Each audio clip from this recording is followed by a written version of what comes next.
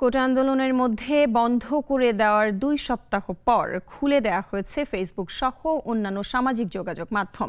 দুপুরে বিটিআরসি ভবনে ফেসবুক ও টিকটক প্রতিনিধিদের সঙ্গে বৈঠকের পর সামাজিক মাধ্যম খুলে দেওয়ার সিদ্ধান্ত জানান ডাক, টেলিযোগাযোগ ও তথ্য প্রযুক্তি প্রতিমন্ত্রী Junaid Ahmed Palak.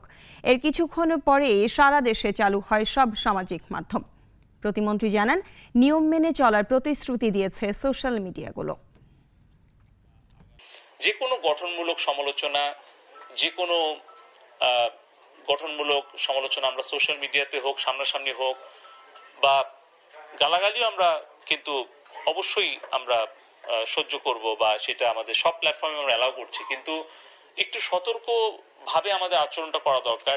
Walton air conditioner exchange অফারে স্প্লিট এসিতে 23,000 টাকা পর্যন্ত নিশ্চিত ছাড়।